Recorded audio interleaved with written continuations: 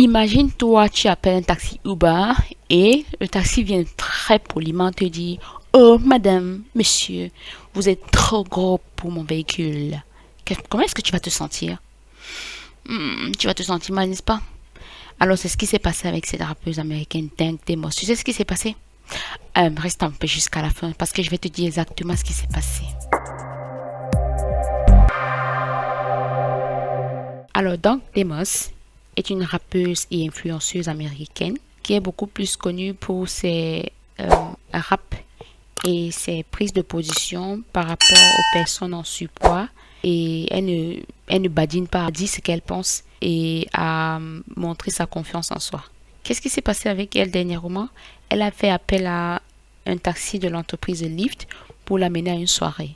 Le taximan, il est arrivé au lieu et a vu son physique, lui a fait comprendre: non, vous ne pouvez pas entrer dans mon taxi. Elle a pris son téléphone et a commencé à filmer pour poster sur sa page Instagram et TikTok. Regardez un peu.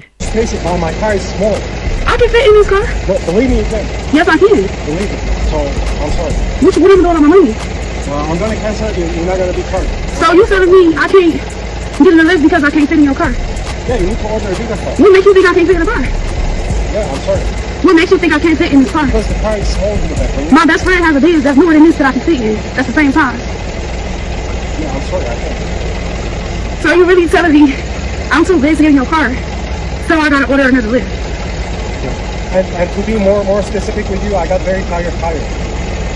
What I got to do with your tires? Yeah, and you have no space. How you know I don't have no space? Yeah, I got no space in the back. How do you know I don't have no space? Because I tried before. Huh? Because I've been in this situation. So every big person you turn down because they can't fit in your car? Yeah, because they need to order the Uber XL instead. No, I don't never have to order Uber XL. Then I'm really sorry. What's your name? Abraham Harris. Okay. Mo, let's talk about it. Since everybody in a bald-headed mama got something to say about Dank. First of all, let's touch bitches on the big bitches in the back that got something to say about me. I seen the that go walk. Cool. Like, you only like one burger away from being my size. Like, y'all hoes got me f***ed up. Stop calling yourself a BBW, ho. Cause you not.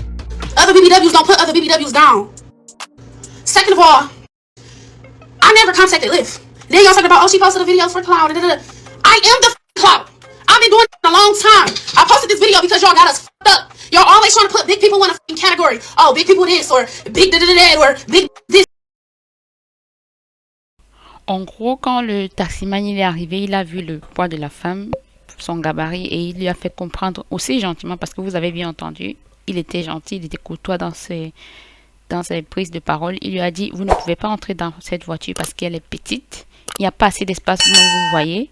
Mais comme la femme, elle a beaucoup à dire, elle a donc retiré son téléphone et commencé à filmer la scène pour mettre sur ses réseaux sociaux. Et la vidéo est directement devenue virale. Les gens se sont accaparés de ça et tout le monde donnait son avis. Vous savez, dans l'état de Michigan, c'est interdit par la loi de discriminer les gens par rapport à leur poids. Donc, du coup, elle a porté plainte contre l'entreprise Lyft et apparemment, elle aurait gagné le procès. Pour moi, ce qui me dérange en fait, c'est le fait que les gens aient lynché ce conducteur qui a été franc. Parce que je pense que s'il portait la dame dans son véhicule et que quelque chose se passait, si par exemple les amortisseurs de la voiture lâchaient, bah, il devait avoir les problèmes. Il allait avoir les problèmes avec son employeur parce que, ouais, il y a quelque chose qui s'est passé. Les réseaux sociaux aujourd'hui sont faits de telle sorte qu'on apprécie plus la médiocrité que ce qui est bien. Parce que une femme comme ça qui passe son temps à montrer comment elle mange des sucreries, comment elle peut manger tout ce qu'elle veut parce qu'elle a confiance en elle, elle se sent bien dans son corps, c'est pas bon. Et les gens l'encouragent là-dedans. On ne lui dit pas, ok, c'est mieux que tu ailles faire du sport et tout ça. La vérité n'est plus bonne à dire de nos jours. Lorsqu'on connaît la vérité aujourd'hui, il faut qu'on reste avec parce que voilà, il ne faut pas se donner son avis, c'est pas bon. Lui dit qu'il faudrait qu'elle aille un peu faire du sport et qu'elle mange sainement, ce serait un problème. Elle est fière de se montrer sur Internet, sur sa page, en train de manger des sucreries, des bonbons et tout ça.